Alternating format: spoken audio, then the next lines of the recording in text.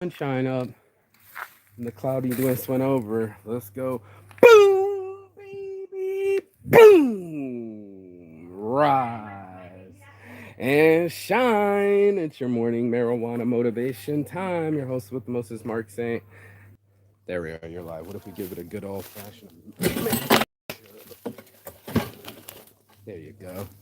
That's how you start some morning motivation. All passion, baby. Fire sign, fire sign, fire sign. I'm shooting fire this morning, and we're gonna smoke some fire. That's Saints Addiction. It's all about passion. You gotta have more passion than your addiction, and I'm on a mission. So let's get this show started, shall we? Peace. So, good morning. How are you?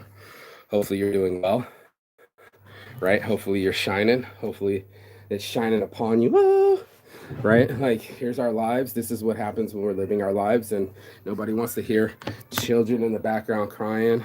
Nobody wants to hear people in the back drinking. We don't want to hear any of that static of people that are unappreciative or too loud or can't control their kids or being a disturbance. I'm just not trying to hear any of that information at all, actually. I'm trying to send a message out into the world with my one little bit of the only thing I got to send the message with is this, and reach, preach, and teach to people about life. And let's see, this thing's just not helpful. So let me get my own help, make my own stand here because it's starting to annoy me. And I'm gonna put a little bitty thing right here so it's balanced. Look at that. Look at that. Let's get some balance in our life, shall we? Shall we? Okay, so your boy Saint, waking up this morning, appreciating my life, appreciating what I have in my life, and what's going on with me and my wife, and my own love life, and things and trajectories in life, and how we miscommunicate constantly in this life. Every one of us has our own issues. We've had experiences that come into our own head for very, very often, right? Like, it's almost always that we go reliving things emotionally through our head, like, oh, we got to relive it, or that's exactly how it happened, or whatever else is like that. Tell you what, these guys are being loud this morning. I had an idea to just fucking pull up. Yeah, I have an idea to just pull the fuck up and get the whole desk in here this morning. Amen. That away. Let me push that one away. Got the fan behind me. Come on, bitch. Come on, bitch. Batch.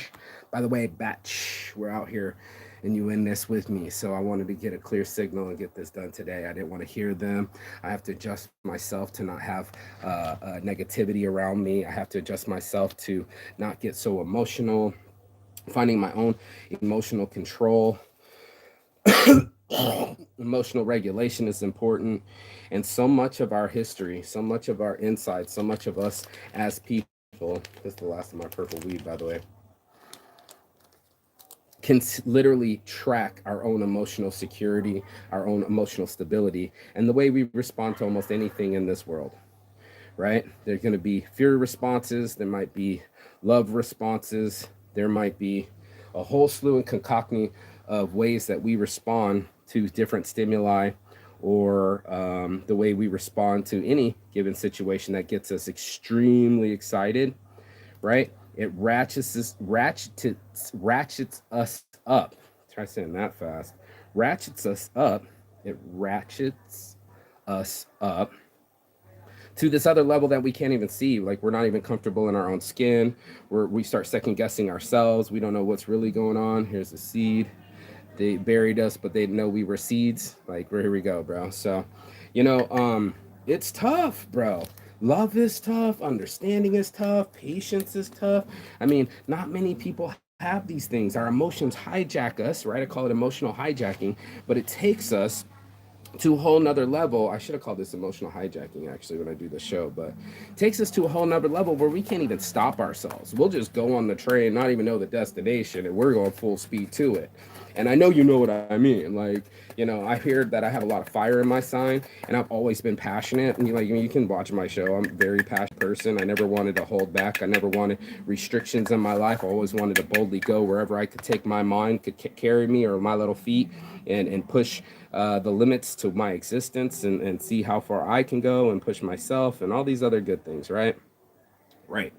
This is what I'm talking about being perfectly imperfect, because even if you make some good moves, right? There's always going to be a move that didn't work out for you.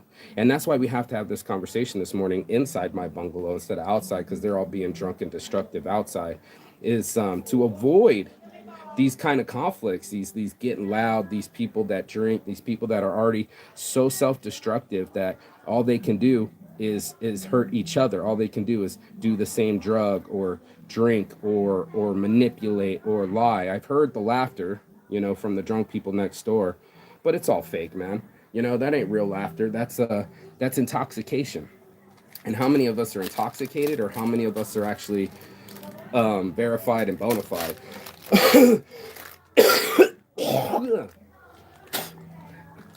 And how many of us are like that, bro?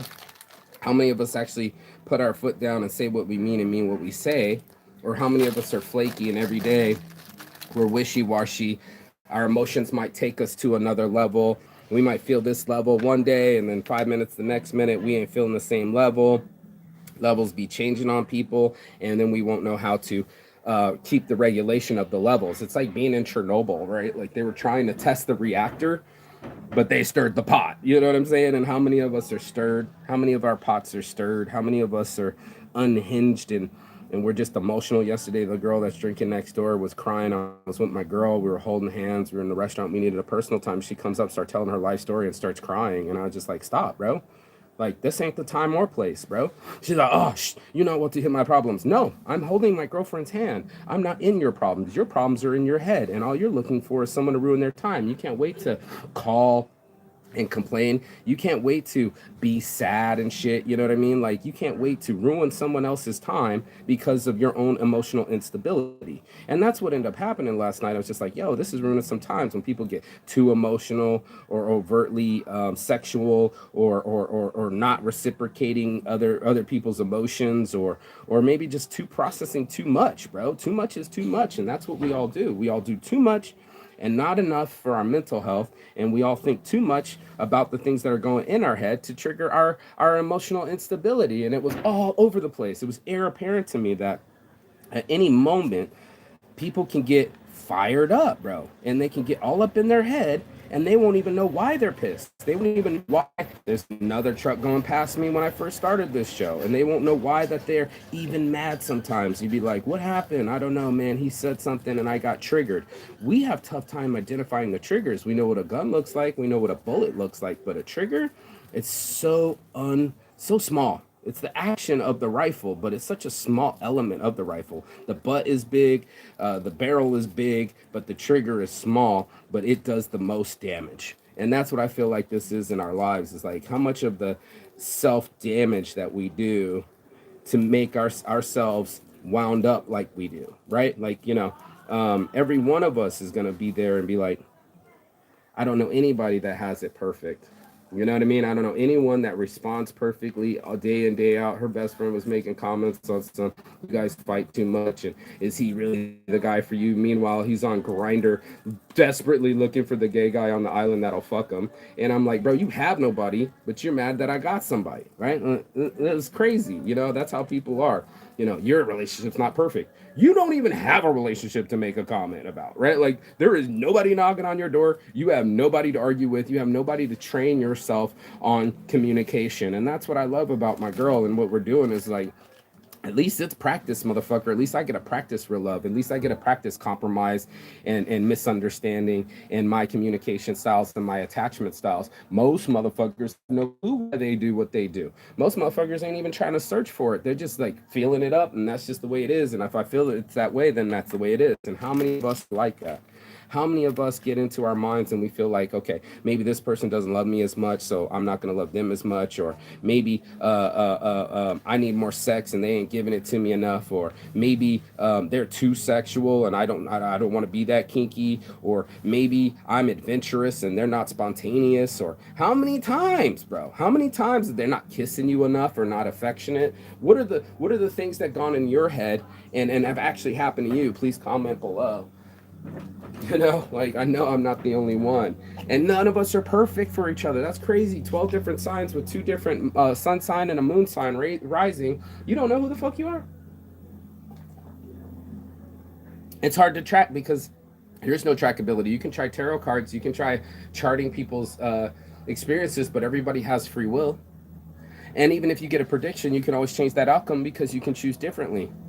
And how many of us choose different emotions and attitudes? How many people do you know that are true shapeshifters, transformers that always can flip their mood for you? I'll wait. Here's a better question. How many people do you know keep their bad moods and stay in a bad mood and you can't get them to shift at all? I'll wait. And this is what I started to talk about, is because we're all perfectly imperfect. Not all of us have everything that we want in our lives. Not everything's going to be peachy keen and hunky dory, right? But other people will judge it as such, right? No one has a perfect relationship, but everybody wants to go leave them, or you can do better. When we're in a society that doesn't appreciate anybody, I'll do some Sadea Khan real quick, just because I put that out there, and I thought she was very eloquent on explaining, the whole swipe left culture, that they don't create humans. That you're flawed too, motherfucker. You are flawed too. And in that flaw, guess what? Things slip by. And that's what we do. Emotional detachments in relationships. Let's see, is that her? Soft life for a couple of days. Relationship rejection, dating. Come on. Stop being a little bitch.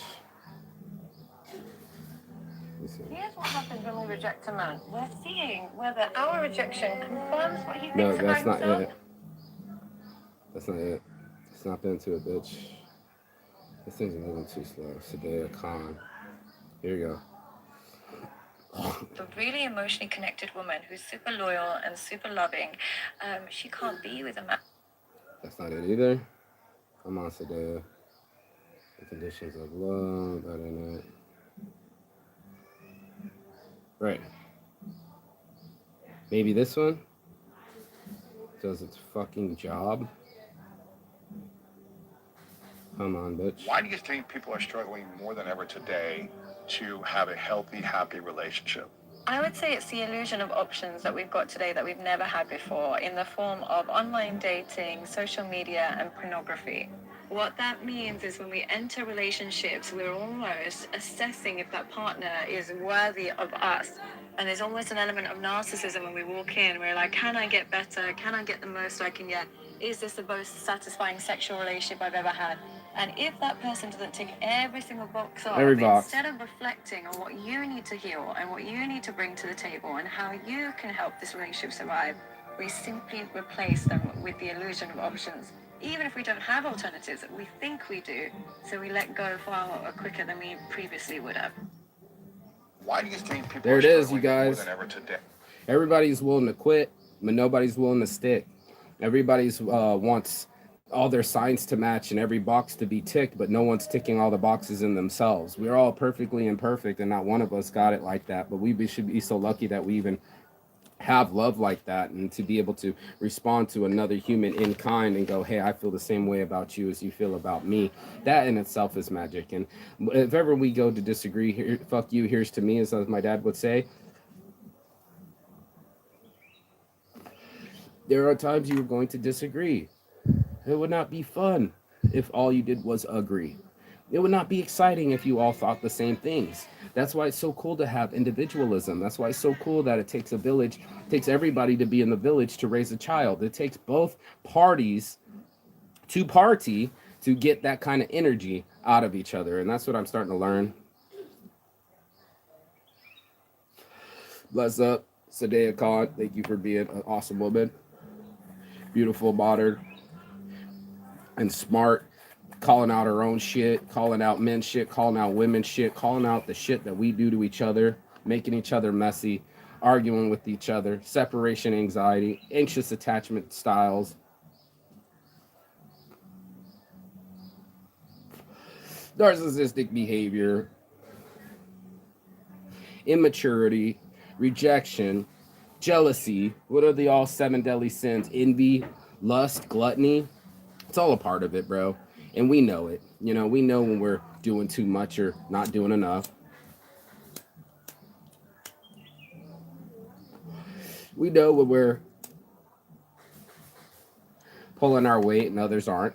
We know these things to be true. We hold these truths to be self evident that all men and women are created equal, but are also created confused. You know, we're all a bunch of emotions that we don't know how to register or regulate. We all have a certain amount of passion and dreaming inside of us. We're hoping to meet this person that matches our dream and matches our compatibility and aligns with us. Not one person wants to be alone. We're social creatures. And at the same time, these social creatures have to crash into each other because not all of us are created the same. Some of us are from different countries. Some of us are from different backgrounds, religion, and beliefs. And then we crash into each other. We crash into each other often, and we wonder why there's so much confusion. Well, you might believe that it's your body, your choice. On the other hand, I'm over here going like your body made a choice. Both could be true. Both can be accurate. I hold out my hand, 30 cents in it. I put change in it. You might see three dimes, and I might see three circles, you know? And we both could be correct on the same thing. And that's what started to dawn on to me is that nobody's got it all the answers. Nobody is perfect. Every one of us is going to get in relationships. I don't know, one relationship never had a fight, but it's not that you fight, it's how you fight. Are you fighting? Are you fleeing? Are you fawning? Are you freezing? You know, these fight, flight, fawn, or freeze are all elements that we all participate in, even animals. And it's in this that we develop our survival mechanisms. Every one of us has an ability to cope, self-medicate, and as we say in the hood, get by. So what do you use to get by? Do you use a walk-away technique? Are you the type of person to get frustrated and start fighting? Are you the type of person that doesn't understand anybody and believes nobody understands them? Is this all part of the plan? Have you ever been there where you were lonely and you felt that you needed someone? Or that you wanted to be closer to someone so you could make your anxiety less? How many of those attachment styles are out there? It's like four. And a lot of people don't even study their attachment styles. A lot of people might study their astrology. Some people might even study their own psychology and get a psychologist. But even that person doesn't have the answer. Stick with this person, don't stick with this person. You should go on dates. You should statements. If I were you, statements. You know, like, man, your psychologist doesn't have to drive the responsibilities of the decisions you make.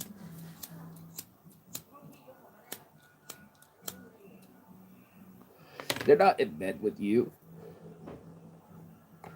when you're making love. They're not your sexual style. They're not you when you're being spontaneous or lackadaisical. These things are all inside of us. And that happiness is such an inside job for all of us to pick up our moods.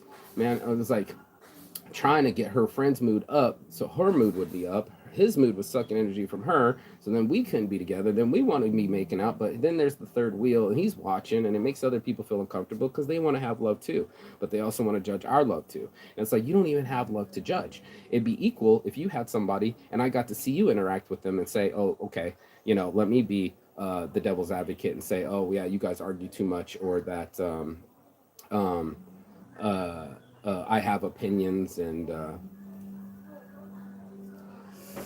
frustrations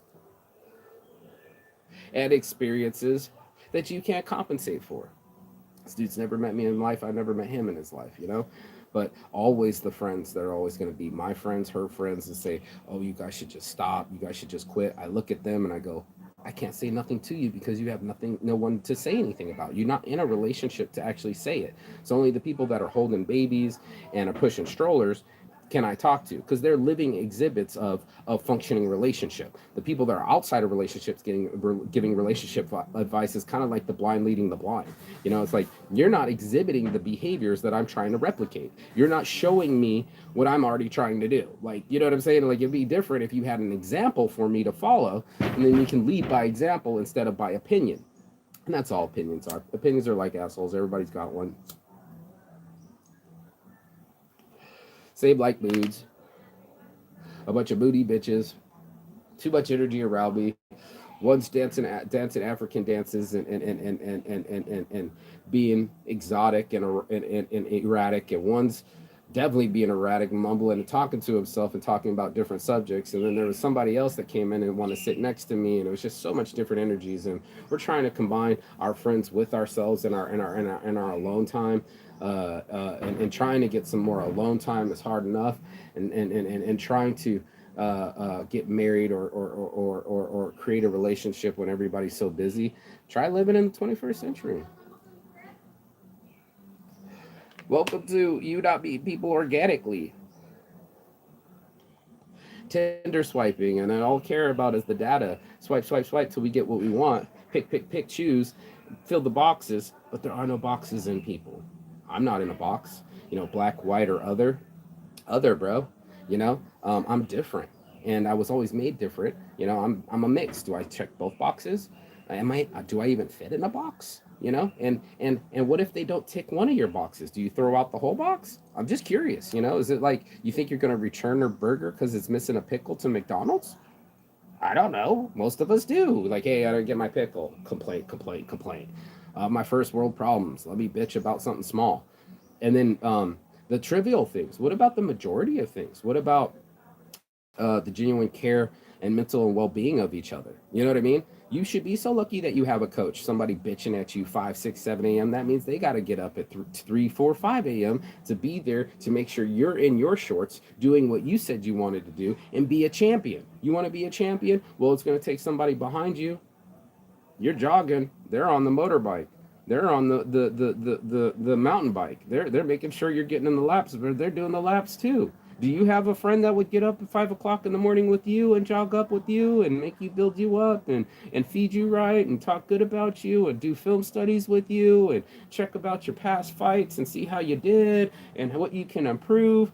Dude, you should be so lucky to have a coach, a psychologist, or a mentor, any of these things, just in our lives. There's so many other people. I'm listening to Wayne Dyer, and he's studying ancient Native American philosophers and Indian philosophers from India and dots and feathers, bro. Like, he's on both sides, bro. And it's like deep shit, 10th century shit. And you're just like, huh, I only learned about Plato, you know? And there's so many other philosophers. There's so many other, not just Western, but Eastern philosophies. And there's so many other practices like Taoism and Hinduism and Buddhism and breathing exercises and yoga and stretching and the benefits of exercise and juicing. I was talking about Jack LaLanne and how I got to meet him and how he was such a stalwart in the 50s to get into women's, into the TVs, into the living room of women and say, you're at home, you don't need weights. You can use a chair, you can use your own body, you can use the living room floor just to get yourself fit. And not only the benefits of juicing and nutrients and fruits, but also the health benefits of working out, stretching, and actualizing.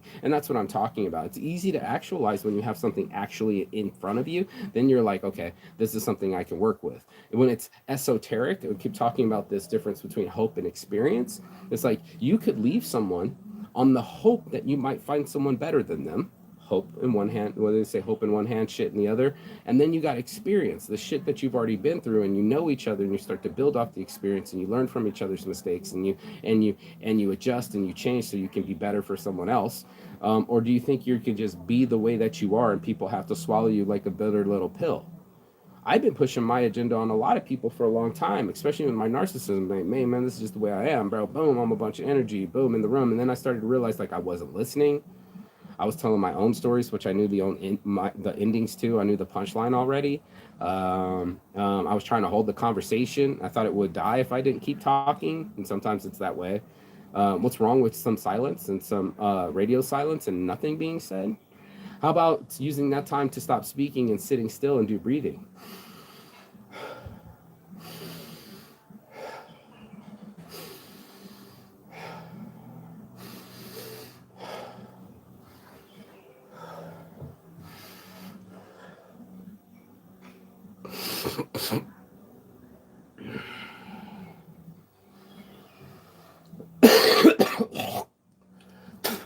And apparently some spitting. This chest cold's been going on for almost 3 weeks now. Damn. Um, and that's all it was. It was just actualizing and having conversations with perfectly imperfect people, and that we're all perfectly imperfect. Not one of us can point fingers at each other. All of us are bulls in a china shop. Every one of us has wrecked it, like Ralph, dude. You know what I mean? Like none of us are perfect, bro, and it makes it so complicated. They were so different and different signs and different backgrounds and different languages and different environments and to get any kind of semblance where two people want to be together still, despite being perfectly imperfect, despite not having everything working out, but having a bunch of boxes checked and a couple red flags too. Would you ride that, or would you just ride into the sunset and say, hey, I can't handle complications, I can't handle drama, I can't handle someone else. So since I can't handle, I can't have, and therefore I have chosen to be lonely. I've chosen to be comfortable. I've chosen my Netflix and chill because that doesn't argue with me. My dog doesn't argue with me. And there's a lot of girls going home to just their dog. But I'll tell you what, your dog isn't going to drive you to the hospital when you're sick. Your dog isn't going to make you chicken soup, and they aren't going to put up with you. And that's just what it is. They're going to keep demanding their food. They're going to keep demanding their water, and they're going to keep demanding their attention. And sure, they might lay with you in bed, but you're still going to have to go up and pick up cat shit. So this is just what it is. You know, I mean, we've adapted and circumvented and synthesized a lot of things just to mimic what's replaced by human touch and human love and human connection. And there's nothing that can replace it. It's in the ethereal. It's magical. Some shit we can't even still explain, like our thoughts and our souls and our feelings, you know. So while I stay in this world, hopefully with the light on me, I like to think that I want to practice with other people and learn from them, learn from these people, from people that read about masters and then go and study the masters that they study, go pick up these books that they keep dropping, keep listening to the audiobooks, you know. I'm dropping 48 Laws of Power. I'm dropping Don't Believe What You Think. I'm dropping what's the other one that I was just digesting and I thought it was pretty potent? Master Your Emotions. So, Master Your Emotions has been dropped on maybe three different podcasts I follow. So, by the time you master your emotions, you get some kind of self discipline, you get some kind of self control over your life, and the imperfect gets polished a little bit more. You're never going to be perfect, right? Perfect is not what exists. Everything's constantly changing, so it doesn't even get to stay even for a millisecond. But you don't have to stay in depression. You don't have to stay in anxiety. You don't have to live in fear. And that's also a choice too. So I decided to just keep practicing. I just decided to just be a lifetime learner and slow things down and make everything go a little bit slower instead of quitting, right?